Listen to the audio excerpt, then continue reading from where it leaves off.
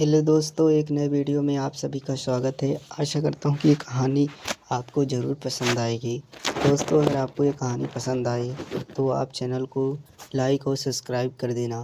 दोस्तों, बड़ी मेहनत से मैं ये कहानी लिखता हूँ, खुद से सच्ची और अच्छी रोमांटिक हिंदी कहानी लिखता हूँ। आशा करता हूँ कि आपको पूरी कहानी पढ़ना, अगर आपको पसंद आए तो सब्सक्राइब ज़रूर करना। आशा करता हूँ कि आपको कहानी पसंद आएगी। मेरा नाम है महक। उस वक्त मैं 3 दिन से भूखा प्यासा था।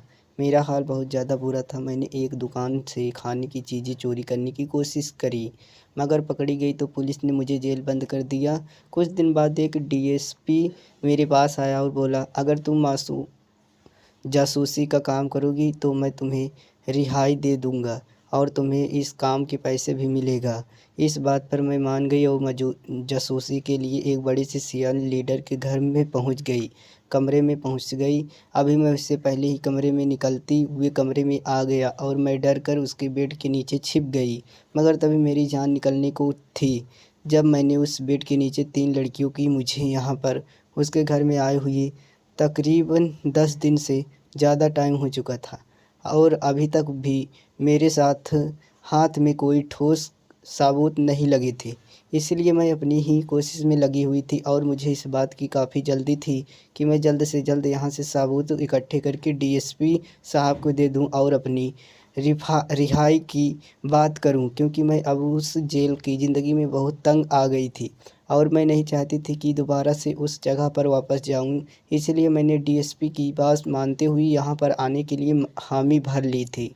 मैं पहले दिन में बहुत चौकन्ना थी, क्योंकि मेरी ट्रेनिंग ही उस अंदाज में हुई थी कि अगर मैं पहले वाली आम की लड़की होती तो शायद मैं यहाँ पर आकर घबरा जाती और डर डर कर ही सारा वक्त गुजारती। लेकिन क्योंकि अब मैं कोई पहले वाली आम सी लड़की नहीं रही, इसी वजह से बड़े निडर होकर उस अनजान से घर में आराम से रह रही थी। यह घर क्या था, बल्कि एक बहुत बड़ा सा महल था जिसमें इतने कमरे थे कि रोज़ाना हर कमरे में आप घूम फिर भी नहीं सकते। उस घर के एक कोने से दूसरे कोने तक जाने में भी अच्छा खासा वक्त लग जाता था और मैं तो अभी तक पूरा घर भी नहीं देख पाई थी। बहुत सारे कमरे अभी भी मुझसे छुपे हुए थे और आज भी मैं सुबह से ही इसी कोशिश में लगी हुई थी कि आज भी मैं सुबह से इसी कोशिश में लगी हुई थी उस कमरे में पहुंच जाऊं जहां पर किसी को भी जाने की इजाज़त नहीं है, जहां पर सिर्फ उसके ख़ास पहुंच देते हैं। सफाई करने के लिए भी वहां की नौकरानी अलग है और वह अपने वक्त पर ही जाती है और तय किए वक्त पर ही आती है। वह साहब का एक सीक्रेट कमरा था और वहाँ पर उसकी बहुत सारी कीमती चीज़ भी पड़ी हुई थी, ऐसा मुझे दूसरी नौकरानी ने बताया था। जब मैंने उससे इस बारे में पूछा था, अरे उस कमरे को हमेशा बंद करके क्यों रखा जाता है और फिर वहाँ कोई जाता भी नहीं है, या तक कि नौकरानी को भी नहीं जाने देते, तब मुझे अपने हाथ ही काम करने वाले दूसरे नौकर ने बताया कि साहब ने सबको सख्ती ने मना कर रखा है कि उस कमरे में कोई भी नहीं जाएगा और न ही उसकी इजाज़त के बिना वहाँ की सफाई की जाएगी। वहाँ की नौकरानियाँ भी अलग है। यह बात सुनकर मैं टिकट सी रह गई और मैं खड़ी हुई जो तिरछी नज़रों से उस कमरे की तरफ देख रही थी।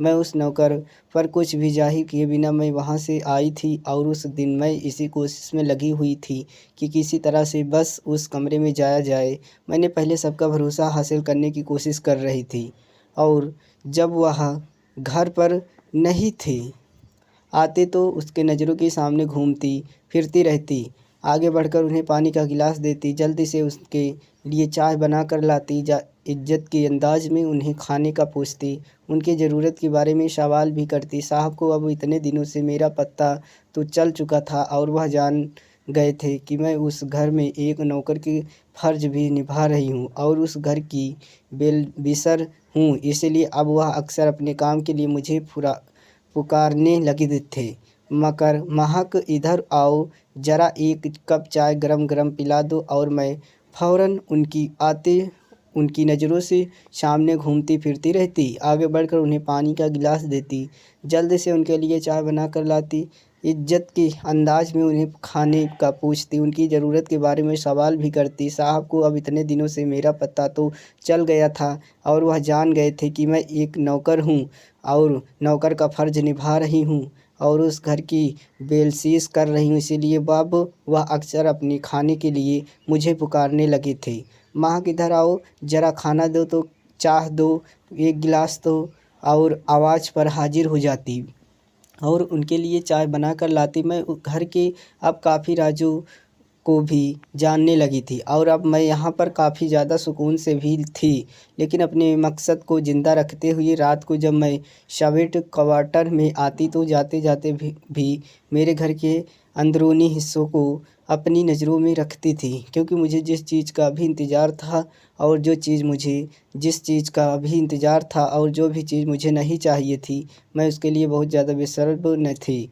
मैं वैसे इतने लंबे टाइम तक यहाँ पर नहीं रुक सकती। अगर यहाँ पर किसी को भी मेरी सच्चाई के बारे में पता चल गया तो ज़रूर मेरे साथ बहुत बुरा सलूक होगा और मैं नहीं चाहती थी कि मेरे साथ ऐसा कुछ हो।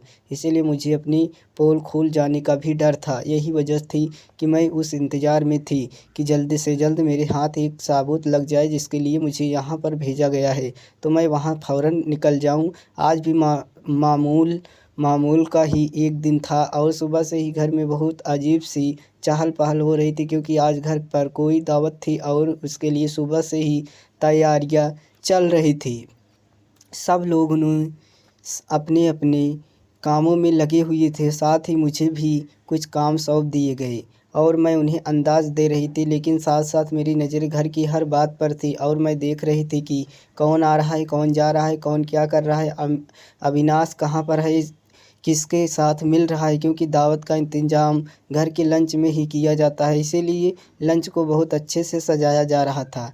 यह दावत बड़े साहब की इलेक्शन में खड़े होने की थी, क्योंकि उन्हें सियासी तौर पर भी वहाँ ज़्यादा सपोर्ट की ज़रूरत थी और उसके उनके बिना उसके अलावा उन्हें अपना वोट बैंक बनाने की ज़रूरत थी। यही वजह था कि साहब ने घर पर अपने बहुत सारे ऐसे दोस्तों को बुलाया था जिनसे उन्हें फ्यूचर में फ़ायदा उठाना था या किसी न किसी तरीके से उनकी सपोर्ट चाहिए थी। शाम को सब कुछ तैयारी पूरी हो गई थी, क्योंकि खाने के लिए सब चीज़ें बाहर से ही ऑर्डर की गई थी। कैटरिंग वाले भी अब जा चुके थे और लंच में खुशबू फैलती शुरू हो गई। अंदर बाहर सब नौकर भाग दौड़ कर रहे थे और अलग मेहमानों को अलग खाना दिलवा रहे थे। औरतें भी रंगीन किस्म के कपड़ों में की बाजू नंगे थे तो किसी की टांगें नंगी थी। इस तरह के कपड़े मैंने तो पहली बार औरतों को पहनते हुए देखे थे, इसीलिए मुझे देखकर बहुत अजीब सा लग रहा था। लेकिन मैं जानती थी कि हाई सोसाइटी में आजकल ऐसे ही कपड़े आमतौर पर पहने जाते हैं। यही वजह है कि मैं पहली नज़र डालने के बाद दूसरी नज़र डालना अच्छा नहीं समझा। फिर कुछ देर के बाद मैं वापस किचन में आ चुकी थी, क्योंकि अब बाहर मेरा कोई भी काम नहीं था। इतनी देर में जिस नौकरानी ने साहब के कमरे में सफाई करनी होती थी, वह खुद ही वहाँ किचन में आई और कहने लगी कि मैं ज़रा बाहर लंच में जा रही हूँ, साहब ने मुझे बुलाया है। यह कहकर वह तेज़ी से लंच की तरफ चली गई। उसके जाने के बाद एकदम से मुझे कुछ अजीब सा एहसास हुआ, तो मैंने सोचा कि मैं उस कमरे में जाकर देखती हूँ, क्या पता खुला हुआ हो या चाबी लगी हुई हो। और मेरी किस्मत अच्छी थी कि जल्दी में वह नौकरानी चाबी वहीं पर लगी हुई छोड़ दी थी और मैंने फिर ना आऊँ देखा, तब फ़ौरन कमरे में घुस गई, फिर दरवाज़ा बंद कर लिए। कमरा क्या था और एक पूरा आलीशान सपनों का घर जैसा कमरा था, जिसमें हर चीज़ बहुत अच्छी और सलीके से रखी हुई थी और कमरे का मैट्रेस बहुत ज़्यादा खूबसूरत था। मेरी तो आंखें ही खुली की खुली रह गई। मैं तो देख कर ही हैरान रह गई। वहाँ पर बहुत सारी अलमारियाँ भी थी और कुछ लॉकर वगैरह लगे हुए थे। मैं अंदाज में एक अलमारी की तरफ बढ़ी, उसे खोल कर देखा तो वहाँ पर कुछ कागज़ वगैरह रखे हुए थे। वे उलट पुलट करके मैं देखने लगी। इतनी देर में मुझे कमरे के बाहर से कुछ आवाज़ सुनाई दी, तो मैं घबरा गई और मैं तेज़ी से अलमारी बंद करके मैं फ़ौरन कमरे में मौजूद बेड के नीचे छिप गई मेरा ख्याल था कि कोई नौकरानी होंगी या फिर वैसे ही कोई बाहर से गुजरी रहा होगा, लेकिन यह देखकर तो मेरे कदमों तले से ज़मीन ही निकल गए कि कमरे में साहब ही आए थे। अविनाश साहब रियासत का एक बहुत बड़ा नाम वे उस वक्त कमरे में मौजूद थे और मैं बेसब्री से तस्वीरें बनी हुई बेड के नीचे छुपी हुई थी। मुझे मौत अपनी आंखों के सामने नज़र आ रही थी और ऐसा लग रहा था कि जैसे अगर कोई कुछ देर और गुजर गए तो शायद मैं डर की वजह से ही मर जाऊं। साहब कमरे में आ गए और उनके साथ 2-3 लोग और भी थे। वे लोग आपस में बातें करने लगे और उनकी बातें सुनकर मैं दंग रह गई थी।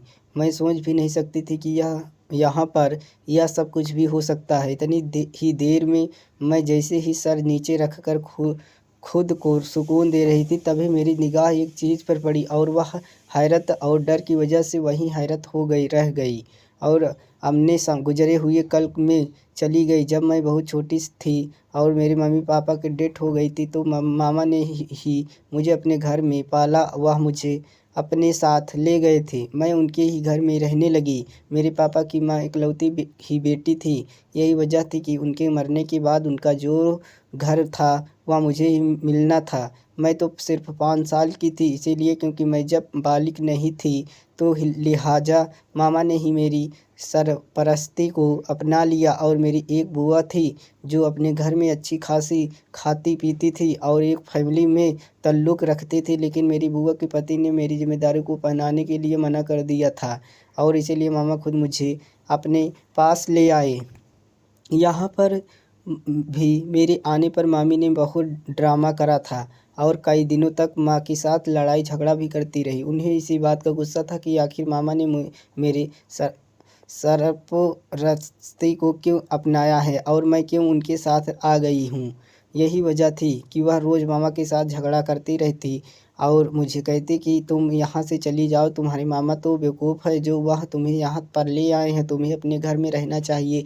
और मैं मामी की बात सुनकर खामोश हो जाती हूँ। मैं समझ नहीं पाई थी कि मैं क्या करूँ, कहाँ जाऊँ। यही मामा को तो उस वक्त कुछ भी नहीं सूझा था। फिर उन्होंने मेरे घर को किराए पर चढ़ा दिया और वहाँ से अच्छी खासी रकम आने लगी। मामी को हालांकि मालूम था कि वहाँ से किराया भी आता है, लेकिन फिर भी मामी मुझे किसी तरह से भी पसंद नहीं करती थी और बार बार मुझे ताने देती क्योंकि मैं तो अपने हक़ के लिए आवाज़ नहीं उठा सकती थी, कम उम्र की थी। और वैसे भी मामी की बातें सुनकर मैं बहुत ज़्यादा परेशान रहने लगी थी। इसी वजह से अपने आप में खोने लगी। मामा ने मुझे अब एक सरकारी स्कूल में पढ़ाई कराने का इजाज़त की। मामा का एक बेटा भी था जो मुझसे उम्र में 3 साल बड़ा था। वह अक्सर आते जाते मुझे तंग करता और मुझ पर बुरी नज़र भी रखता। ऐसे में मैंने एक बार मामा से उसकी शिकायत भी कर दी थी। कहा कि मामा भी मुझे बहुत तंग करता है, आते जाते कभी मेरे बाल खींच लेता और कभी मेरा हाथ पकड़ लेता, जिसकी वजह से मैं बहुत घबरा भी जाती हूँ। आप उसे समझाइए मेरे साथ ऐसा नहीं करे। मेरी बात सुनकर मामा ने उसको उसी वक्त अपने पास बुलाया और जब उससे इस बारे में पूछा तो वह साफ मना करने लगा, क्योंकि उस लड़की का इतना डर था कि वो साफ मना कर दिया। तभी मामी ने भी उस सारी सिचुएशन को देखकर वे उल्टा मुझे ही डांटने लगी और कहने लगी कि तुम ही हो इसी तरह ही कि तुम चाहती हो कि मेरा बेटा ही तुम पर नज़र रखे, तो मेरे बेटे को अपनी अदाओं के जाल में फंसाना चाहती हो ताकि इससे पैसे हटने लगे। लेकिन मैं ऐसा कुछ भी नहीं होने दूंगी। मैंने न जाने किस तरह अब तक बर्दाश्त कर लिया, लेकिन अब मैं तुम्हें बिल्कुल भी बर्दाश्त नहीं करूंगी। तुम यहाँ से दफ़ा हो जाओ। मामी ने मुझे धक्के मार कर के घर से निकाल दिया। नहीं निकलना है और मुझे घर से ही निकाल दिया।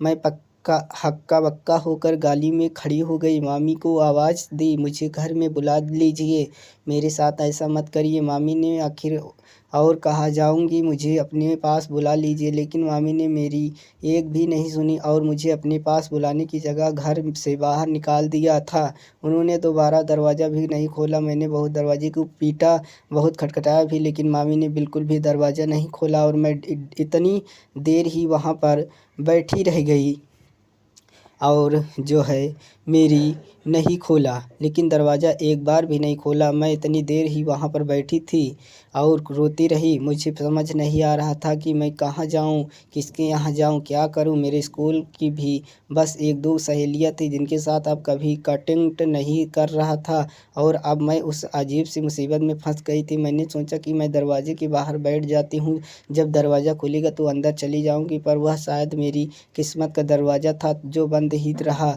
और दोबारा खुलने का नाम ही नहीं ले रहा था। मामी ने ना तो दरवाज़ा खोला और ना ही मुझे अंदर आने का इजाज़त दी। इतना कहा मामा तो वैसे ही उन दिनों दूसरी शहर गए हुए थे और उन्हें अभी और एक हफ्ता लग जाना है। मैं ऐसे कैसे यहाँ पर बैठी रहती इस मुसीबत सिचुएशन में। तभी पड़ोसन की एक औरत ने मुझ पर रहम करा और मुझे अपने घर ले गई। वहाँ आंटी बहुत अच्छी औरत थी, उन्होंने मुझे अपने घर में जगह दे दी और कहा कि तुम जब तक चाहे यहाँ पर आराम से रह सकती हो, मुझे कोई भी एतराज़ नहीं है। जब तुम्हारी मामी का गुस्सा ठंडा हो जाएगा तो तुम उसके तरफ चली जाना। मैं यहाँ सुनकर उनकी बहुत एहसानमंद हुई और कहा कि तुम बहुत अच्छी हो। दोस्तों, कैसी लगी कहानी? आशा करता हूँ कि ये कहानी आपको ज़रूर पसंद आई होगी। अगर आपको ये कहानी पसंद आए तो आप चैनल को लाइक और सब्सक्राइब कर देना। नेक्स्ट वीडियो में हम फिर से मिलते हैं।